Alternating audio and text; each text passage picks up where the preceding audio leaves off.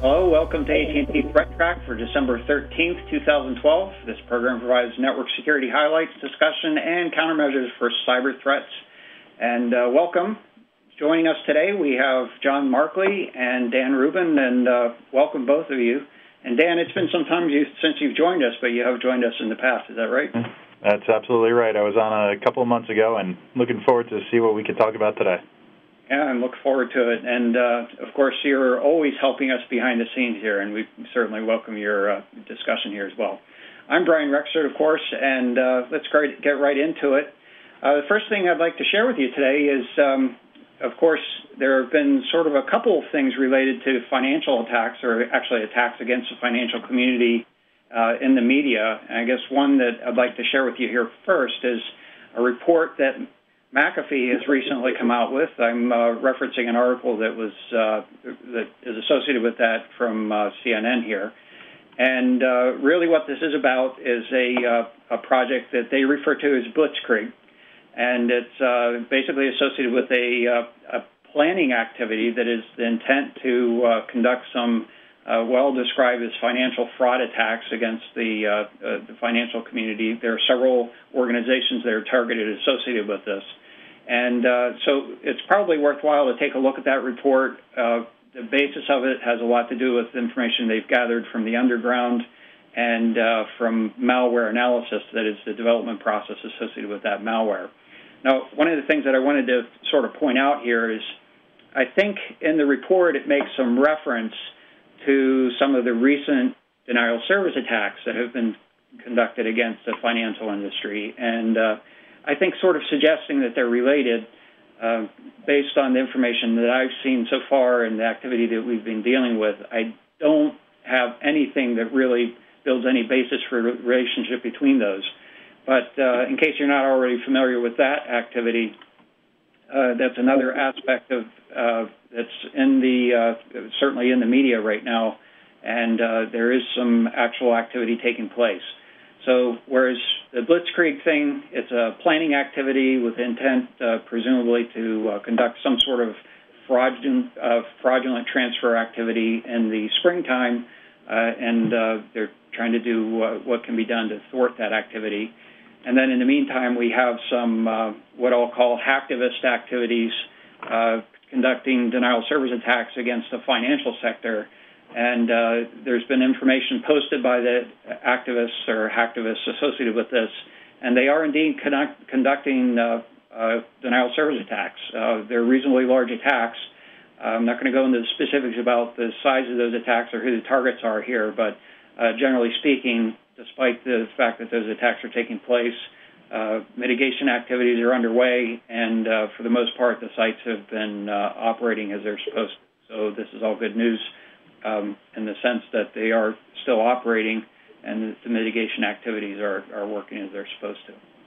Hey, Brian, is that chart, is that showing like a cyclical pattern? I mean, it looks like it's always toward the end of the day. Well, that's a good point here. It's actually not, technically, it's actually during the business day that these attacks are being conducted. The attackers have announced effectively the times that they'll conduct those attacks. This happens to be in universal time here, so this is about 5 hours difference from the East Coast watchers here, 8 hours difference for West Coast folks. And so it's really kind of in the middle of the business day that most of this activity is taking place. Mostly flooding type activity. They're basically flooding the websites with a lot of traffic, targeting DNS servers as well, where that opportunity seems to be lucrative from the attacker's point of view. Brian, do you see any? Is there any evidence that these attacks are escalating beyond anything other than some straightforward DDoS attacks, trying to take websites offline? Well, obviously, the motive of the denial of service attacks is to take the websites offline, and there may be other things that are going on underneath. I don't have specific insights into that. We haven't identified anything specifically that is, one theory would be that they're trying to perform reconnaissance underneath or perform some other sort of, penetration attack associated with activity, but we have not observed or anything specific that's related to that activity. So in any case, this activity is ongoing, and like I said, the denial of service attacks are real. In this case, we've had other cases in the past where the organizations have announced attacks and they haven't been particularly real or haven't been particularly significant at all. This is a case where there are denial of service attacks, but the websites are basically doing okay through this activity. What do you think that some of the financial institutions should be doing right now? Like if you ran a bank, what are some of the steps that you think that you would take to prepare yourself, knowing that you might come under attack pretty much any moment now? Yeah, well, good question, Dan. I think we have been talking a lot with customers about these topics, and we certainly welcome more. I think there's more than I can share on the program here, but just as some general planning activities. One is that, even for sizable attacks, even if 99% of the attack activity is actually blocked in the mitigation service, we have a mitigation service that's available. Well, let me back up even. First step is make sure that you have a mitigation plan underway. That is, if the website becomes under attack, there is going to be a lot of traffic coming, certainly more than you're likely planning for. So you want to have a mitigation provider, possibly multiple mitigation providers, so that you're able to scrub out that traffic. But even if 99% of the attack traffic is scrubbed out, you're going to want to make sure that you have enough overhead in your server platform to be able to absorb some of that activity. So for some modes of attack, that's a necessity. And as I'd mentioned, sometimes the attacks are against DNS services. You want to make sure that the mitigation covers not just your web servers, but the mitigation services, the DNS services. And you would also want to take into consideration other services that you might have as well, because they are certainly not excluded from potential targets of attack. I guess some other things that you want to pay attention to is make sure that you have good contact information. That is, these attackers are announcing their attacks, but that doesn't mean that they are bound to a specific schedule. They could attack at any time, so you want to be prepared for that so that you can get in contact with the right folks out of hours and make sure you have good communications with the mitigation service provider so that they can perform the mitigation in an accurate way. And in particular, one of the things you need to watch for is the mitigation platform will tend to want to basically block activity for the top talkers. So if you have large communications activities that are associated with real customers, communications that you want to make sure that the mitigation provider is aware of that and that they can make sure that that traffic is able to get through. Great. So, very good question there, Dan. And, like I said, for specific customers, if they have questions, we're happy to get in contact with them and walk through a number of other things that may be helpful to them, specific to their scenario. So with that, let me pass it over to John Markley here. And John, again, welcome to the program. And I guess there are some things you're going to share with us related to recent Microsoft patches as well as some mobility-related activity. Is that right? Yeah, absolutely. Thank you, Brian. Yeah, I think if, when we record this program, we're talking here right after Microsoft Tuesday here in December. And, personally, I'm a proponent always of patching as quickly as you can. And though many of the alerts and notices that Microsoft issued are critical in nature, nothing we've seen has been, so bad that, we said, patch now, get it done, yesterday. But tomorrow is the key word. So it is something that, we always recommend. And kind of in the same light, some of the vendors are starting to issue some of their own Patch Tuesdays to coincide with Microsoft. Adobe just issued one for Flash Player, which actually impacts not only the Microsoft Windows products, but also the in this case, the Android devices. The kind of the interesting thing about the Microsoft Tuesday this month is that it patched Windows 8, which is kind of the first time we've seen that. And it also patched the tablets the Windows 8 tablets, another kind of a first. So it is. That's the Surface you're talking about? Yeah, the Surface, yes. Okay. Yeah, so it's something that I think, you in Surface, and I think all the other RT, the Windows 8 devices, it's something you need to really get, a handle on it, both as a personal as well as an industry enterprise that patch, and be prepared, whether it be your desktop, your laptop, but also your mobile device. Yeah, you have to really do something to try to disable automated patching for personal users, and I think that's one of the really big improvements that Microsoft has brought to the industry. I think they were the first to implement that, and that trend has spread into Linux platforms as well. So automated patching is basically at least available in a lot of other operating systems now. I think too. But yeah, I think too, as a security professional too, we tend to be a little hesitant to have things update our systems, automatically. But I always set everything I have to at least give me the notice, right, that the patch is available. Yeah. John, do you know what in particular they patched in Windows 8? I feel like it's like your first patch for your operating system. It's like your first child. You got to make a big announcement. Do you know what the particular fixes were? I couldn't speak to all of them. I know that they patched some Office. I mean, they patched the typical triumvirate of Office and operating system and IE, and it's the whole shooting match. Okay. So it's not just a particular problem. It was a relatively large number of issues that they corrected. Yeah, we'll put a link in the show notes for that on the website so people can go check out the full list. Mm-hmm. And as you can imagine, Windows 8 is a pretty big change. There's a significant set of changes, particularly in the user interface and the way that behaves. I suspect that once that has gotten out into production, they've gotten a lot of feedback on changes and things that need to be made. So I would expect that that's a big part of it. In fact, I think, John, you had identified that there was even a vulnerability associated with Internet Explorer that. It's not patched yet. It's kind of a scary thing.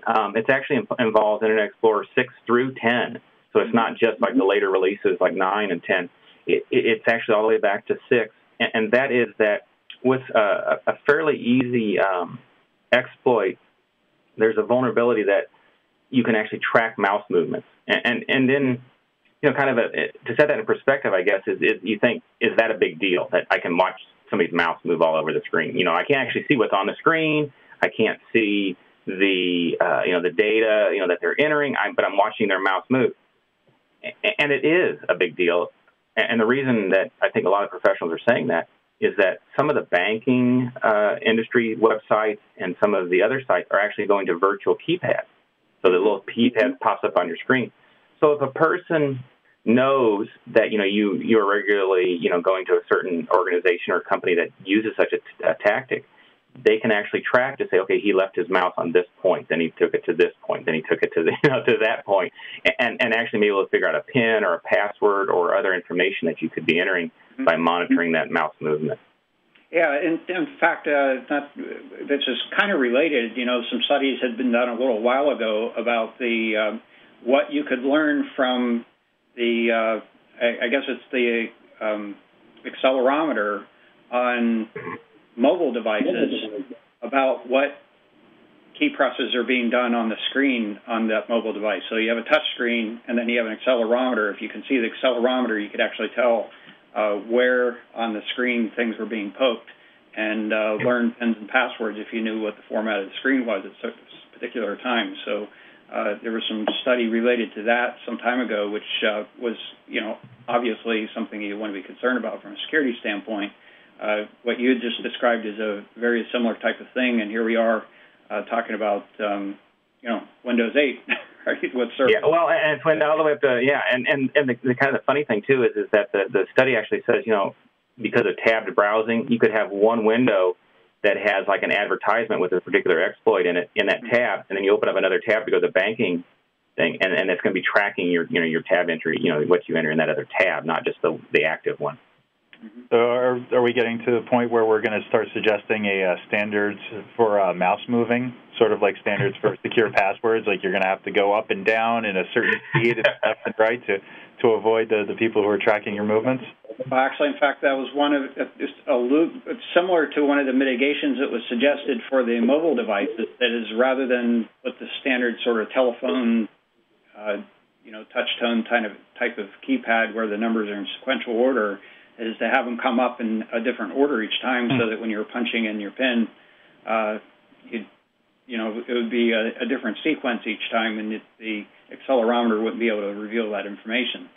The problem with that is a lot of people actually, they don't necessarily really look down while they're doing those types of motions. They expect the buttons to be in a particular place. So there are trade-offs in mitigation of these types of things, or at least what I would describe as workarounds. What you really want to do is control access to that sort of information. It was a good question, Dan. Well, I'm just glad to know that I don't have to go to any crazy mouse gestures just yet.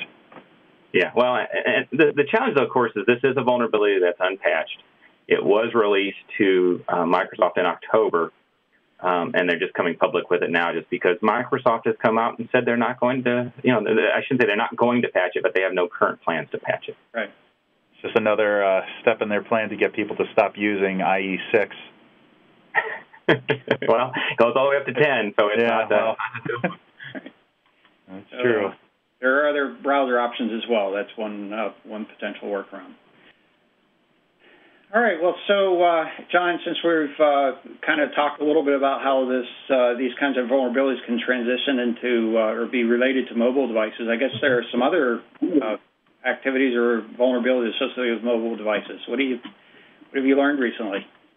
Well, and it's kind of funny we were talking about the browsers, and with the IE stuff, is that there's actually this newly disclosed Android browser issue, and it's the browser that comes, resident in the Android 403, which most people neither know as Ice Cream Sandwich or ICS. Mm-hmm. And it actually allows malicious websites. So if somebody actually creates this website that has a particular iframe element, mm-hmm. and they can actually crash that browser. I mean, they just kill it. And the slide that you may be seeing here is really the actual code, that they can cause it as a snippet. And it's this market : and then the URI and the SRC attribute within the iframe that can do that. And it's kind of I don't know if it's scary per se, but it is something that I think we need to be aware of, in that that if browsers or if any application just dies, what caused that? It might just not be that there was a failure. It might be that there's something going on that needs to be investigated, and so it's not a privacy issue. It's not it's not going to take the phone down. It's not going to cause you to lose data, but it will crash the browser, and it's really easy to deploy. Well, and actually, a lot of times these are indications of things that really have a more significant underlying cause. Now, I don't know that this specific example is one of those, but oftentimes when buffer overflow vulnerabilities, for example, are discovered, the first discovery of it is that you put in some parameter that's out of range, and it actually causes the program to crash, just like this does. And ultimately, what it comes down to is, well, that parameter had a certain particular impact that indicates that something didn't get checked properly to make sure that it was within bounds. And there are other circumstances that may allow you to actually manipulate how the program is executing, and that ultimately is what turns into buffer overflow attack. And I've heard of cases, for example, like where if you specify the frame size to be 0 pixels large, and the thing didn't account for that, that can turn into one of those kinds of situations. I'm not seeing exactly what from this code here, exactly what might be the thing that's getting, abused per se. But it's kind of funny. It's this section right here, right? Mm-hmm. Is what's actually doing it, and it's this looks to be like a flaw. Right. And the thing that kind of worries me, and being around this stuff for a long time, is we all learn that something always crashes, right? And it creates a dump file or some other output. Coming from a Unix background, I always think of the var dump stuff. You don't know what's in that file, and so in this case, if the browser crashes, does it create some kind of a log? Does it create some kind of a dump record that might contain the memory contents of the device? And if somebody could get access to that, then maybe they could take this a little step further to sabotage or at least get some privacy elements out of the data. Okay. So no indication of that yet, but it's possible. I don't know if I'm reading this right. So is this just basically it just creates up to 600 iframes until it does something to crash the browser? Because it doesn't seem like it's all that complicated. Yeah, I haven't coded JavaScript in a while. That may be. It's not hard. It's not hard. I think you may have it right there, Dan. It may be just simply overloading the capacity to accommodate it. So that's one of those things where it's extending beyond the memory that was expected to deal with and causing some sort of problem like that. And hopefully, there's a good chance that this is actually gracefully handled in the background, but it's something that needs to be investigated further. And these are the kinds of things that exactly something simple like this can, needs to get investigated, or it can lead into something that's a little more sinister. Yeah, I mean, it looks like the code that you would write when you first learn something like basics, like 10 print hello world, 20 go to 10, and that's enough to the equivalent of that is enough to take down the browser. It's interesting. Yeah. Okay, good one.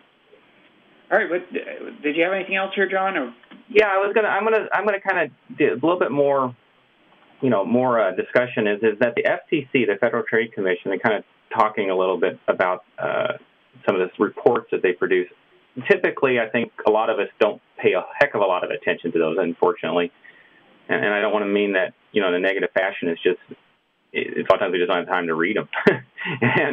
and as a father of 3 teenagers, I kind of look at some of these things whenever I see mobile app security or kids related. And the FTC actually produced a report called the Mobile Apps for Kids, and the actual title is Mobile Apps for Kids. Disclosures not making the grade is actually the full title of it if anybody wants to search for it. And it's an updated survey. They did one about a year ago on privacy concerns for children. And when they define children, they mean under 13. So my kids are actually, I guess, not qualified because they're all over 13. But at least it's an interesting thing. And really what the FTC has said is that there's really been no progress or very little progress since their previous document. And they're finding that these mobile apps that people download, and to be honest, it's us too, right? It's not just the kids. It's just the concern here is children, is that it's sharing device ID, geolocation, phone numbers. I just noticed, like Google Maps just updated their product and actually put it on the iDevices. It is. There's a setting there to turn off some of these features, but it's kind of buried. And so regardless of if the features there or not, sometimes it's hard to find. But what the FTC actually found is that most of these products don't even have that capability. They don't tell you that it's going to happen, or they don't allow you to do it. Mm-hmm. And really, go ahead. It's the findings that's kind of the more critical information here, and that is you can read this and look through this yourself, but it's they actually took a survey. They went to the Google Play Store and the App Store for iTunes, and they searched for the keyword kids, KIDS, and they got and then they picked basically the first 480 apps that showed up on each of the stores, so 960 apps, I guess you can do the math, and then they randomly picked out of those two groupings 2 sets of 200, so 400 apps, and they did kind of a deep dive into those apps, and it's kind of hard to say what's random in that selection choice, but that's how they did it, and so they tried to target apps targeted for kids, and they found that like 60% collected or transmitted device IDs. Device IDs kind of seem innocuous. That's kind of a personal notation for the physical device. Except, if you recall, earlier this year, that Apple kind of got in trouble with the UDIDs where they were being disclosed, and they made a big deal, and they don't do that anymore. So there's things that can be done with device IDs, and some of it is you can actually, like if somebody uses like 10 different apps that collect device IDs, they can actually create profiles for the users based upon device ID, being matched between different applications.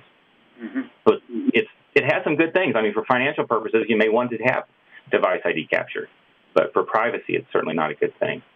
Yeah, I think you're bringing up some good points here, John, and I think so let me make sure I understand this correctly. This is characteristics of the app. I assume that you still have the option to not share that information. Is that? Some of them do. Yeah, some of them do, and that's the problem is like, in particular, like Android will tend to prompt you, right, sometimes to what do you want to turn on, what do you not want to turn on. Right. It doesn't always, and that's what this report found is that a lot of the apps, first off, didn't tell you about it. Didn't tell you what their privacy practices were. Right. But they also didn't provide a mechanism to actually just turn that off. So you got it on. Over half of them contained advertising. But they don't tell you that. They didn't tell you that, and you can't turn it off. So you get the app, and the kids are loving this new app that they got. But there's this this advertising scrolling at the bottom, which might not be age appropriate. Right. And they're seeing that up. Social networking. A lot of the times, the apps will post things to Facebook or to Twitter or whatever, and so they're not telling these kids that. And what it scares me the most is these apps that say, "Oh, I can go." I think that we had an issue. I don't know if it made the program, but with people downloading the Smurf Village on the iTunes store and other places, where the kids were getting in there and racking up hundreds and hundreds of dollars of in-app purchases.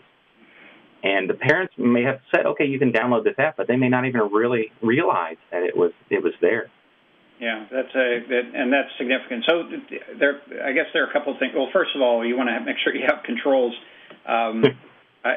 My policy is I don't store the password, so you have to prompt. Basically, anytime you visit the App Store, you have to actually type the password. I think that's practice to make sure that those charges aren't occurring inadvertently. But at least in New Jersey, I think the local police department has sort of taken on a role as part of this activity.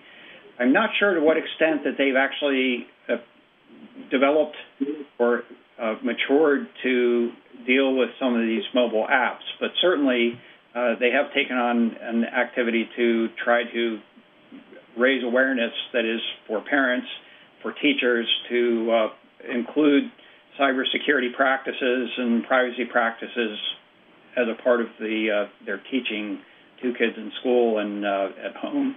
And I was looking around here. I even have, this is actually in cooperation with the MSISAC and the Department of Homeland Security, a cybersecurity calendar that's intended for kids.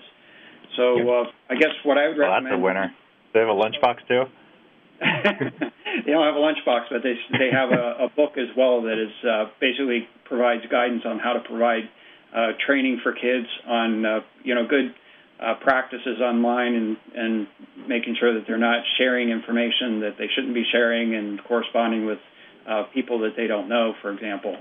And one of the things that obviously needs to be enhanced here is to be paying attention to the applications and what information might be shared associated with those, and make sure that parents are aware of what their kids are using their mobile devices for. And also parents need to be aware of what they're doing themselves. Yes, and I think one of the things that's sort of overlooked is that iPods, especially the iPod Touch, is in fact a mobile device. It just happens to not be enabled to connect to your typical mobility network, but it certainly is a Wi-Fi device. It's a computing device, and needs to be thought of in that manner because certainly they have a browser associated with them, and you can download most of these apps. Yep. So, I'm glad you brought this to the table here, John. Yeah, so I was going to say too that so there are some recommendations that the paper had, and that's it's a 42+ page paper, right? So don't read it if you want to take a nap.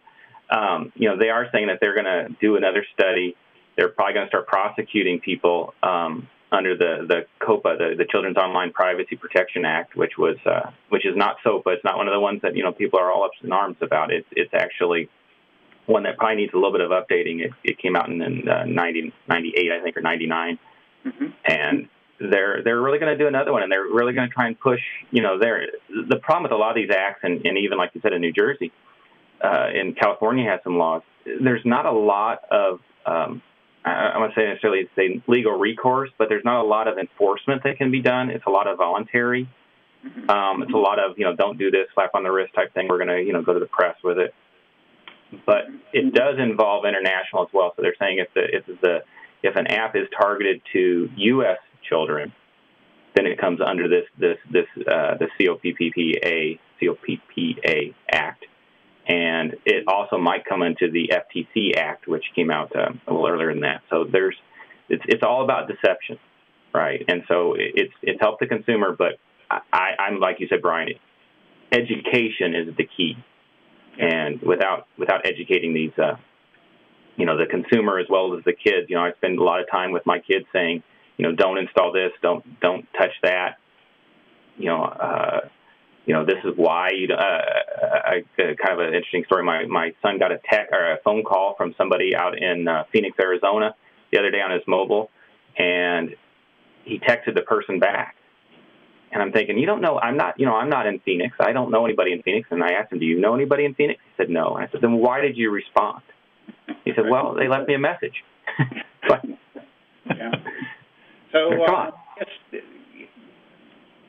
specifically for this topic, John, I think there's only really one rule that you have to. I mean, there are other things that you have to kind of be paying attention to in cybersecurity, and who you reply to, that sort of thing.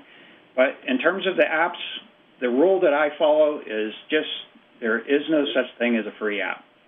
Yep. And so it's important to realize that when you're downloading an app, whether it's free or not, there's some way that they're generating revenue off of that. There's some motivation for having that app out there. They've paid for it to be there. And so you want to keep that in mind and consider what it is that you are providing in terms of payment. And more often than not, what they're doing is either getting information from you, information about your behavior, what things you do, and oftentimes they're pushing advertising to you. And if those are acceptable things, generally speaking, that should be okay. But you have to make sure that the kids are aware of that and following that as well. And I think one of the I think there seems like there's a role for the mobile OS developers in that as well, because that there are going to be app developers who don't behave well. And the more controls that you give to people who own the devices, the less likely that these scammers are going to be able to get whatever they're after. Because if you can block things down to a fine-grained level or adjust things, especially what suits your family, you're not going to have to worry nearly as much as when you have only a couple of sliders as you have in some mobile operating systems to control privacy and login information. Right. Well, with that, Dan, I think you have a good point, is that I made the assumption that you're using a mainstream app market. In the mainstream app markets, they have a reputation to preserve, and generally speaking, if it really is scamming that's going on, that app's going to get pulled off the market. So if you're going off the mainstream markets, reputable markets, then for the apps, you do have certainly a larger threat associated with scams and the fact that they might persist longer. But, one of the things that I actually had posted a blog on this sometime, it was actually last year, and it was along those lines. That is one of the things that you wanted to be looking for are bad reviews of that app, and pay attention to those reviews, and then not just look at the reviews, but contribute to the reviews as well. That is, if you see behaviors that you consider be inappropriate associated with apps, particularly ones for kids apps, make sure that it's well known and that the App Store can respond to that or react to it. Yeah, I always look at the in-app purchases. So not only the reviews, but in-app purchases, because you think if there's in-app purchases, that means they can buy something. If it's free, quote unquote, but if there's in-app purchase details there, then there's something that they can either expand or grow, that they may just say, oh, I got to have these, like the Smurfs, more berries, or Simpsons tapped out. I need more donuts. Whatever. That they might want to buy, and you don't realize those premium products exist. Okay. All right. Well, let's go ahead and take a quick look at the internet weather here. And I would call this, we already talked a little bit about the denial of service attacks associated with the financial industry. As I said, that is ongoing. And relatively speaking, I would say on the rest of the internet weather activity front here, it's been a fairly quiet week, but we'll go ahead and take a look at a couple of other activities that are taking place. First one here that was near the top of the list is actually what was detected as scan flows on port 41 TCP. I'm showing 30 days of activity on this graph here. And you can see here there was basically some pretty persistent activity. It's about a little over 2 million flows per hour of activity that we're seeing. And it's been pretty persistent that way over the last about 3 days or so. And it's really one single source IP that is the source of this activity. But what it really looks like, investigating this a little bit further, is it looks like this is really backscatter associated with a denial of service attack. And specifically, it's probably a SYN attack or a SYN flood where, lots of connection attempts are being made toward this particular address. And what we are seeing in the flow activity is actually SYN acts. Basically, the target of attack is trying to respond to those SYNs. Maybe a part of a mitigation service associated with that. And some of the other indicators, the SYN act flags is one indicator. It is a fixed source port associated with this activity, so what that target would likely be seeing is a target of port 6005 TCP is the target of activity.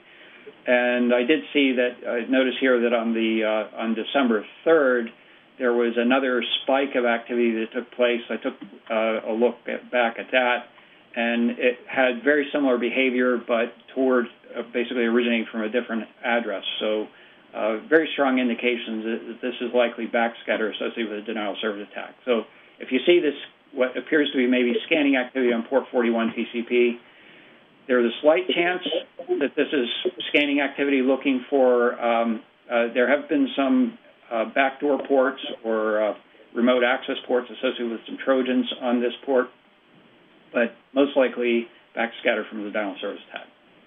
Is 6005 used for anything as a destination port as opposed to a source? I'm not familiar with any normal use for that. I'm not familiar with the application that if there's anything assigned to this port, I would have to go and look at that. There's nothing well known associated with it. Okay, that's what I was thinking as well, because I just didn't know if that was, we were seeing like I said, you're seeing the SYN acts going back, so something's got to be coming to that 6005. That's a good point. I'm not sure why they would have picked that port. There may be some special reason for it, but in any case, in the activity on the 3rd that I noted here, that the source port wasn't 6005, it was a different port. So that was sort of another indicator that perhaps that this might be backscatter of some sort.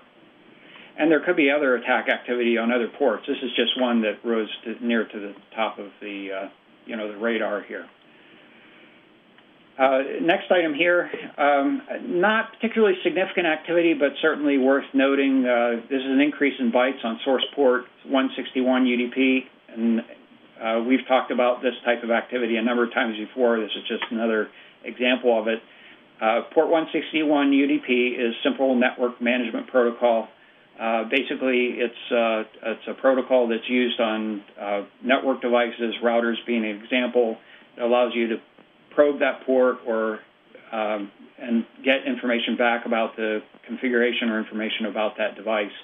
It is a protocol that is not intended or certainly not recommended to be available on the Internet, but occasionally this capability is exposed to the Internet, and that allows attackers to basically use this port as a reflection attack or an amplification attack. So commonly referred to as an SNMP reflection denial of service attack, and that appears to be what is going on in this case.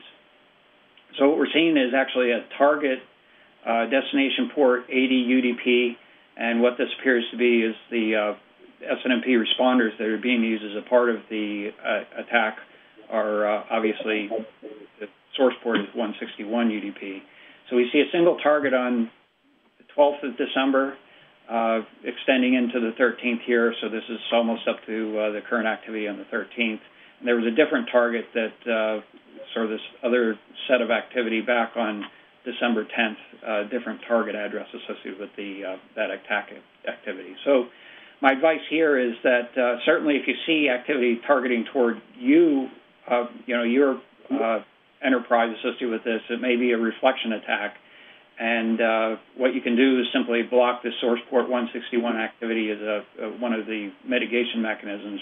But on top of that, you also want to be making sure that you don't have SNMP services exposed to the Internet because they can be abused and used for attacks against other organizations.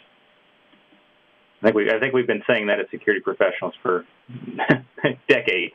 Yeah, but it requires a reminder every once in a while. I think that's one of the things we have to kind of go back and take a look at things and make sure those things aren't happening.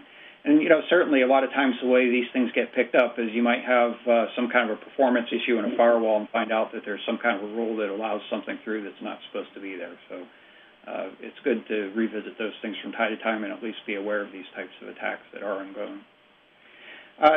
Just to take a quick look at the most probed ports of the week. As usual, port 445 is near the top of the list. We have a large category of other here.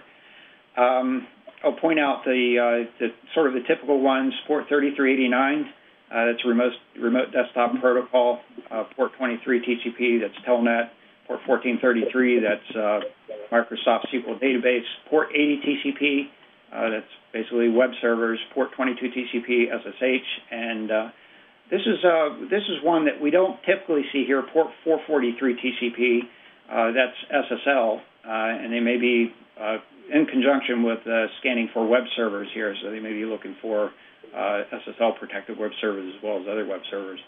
And that may be, in fact, looking for some sort of vulnerability or exploitable, maybe SQL injection type attacks against web servers. Most of these others are looking for weak passwords or default passwords to target. And then there were a couple of other that are on here, this port 16471 and port 16474. We've reported this a number of times in the past. That's the zero-access botnet. It's a peer-to-peer protocol associated with it. So it's not really scanning activity for exploit purposes, but associated with a botnet that is communicating over that port.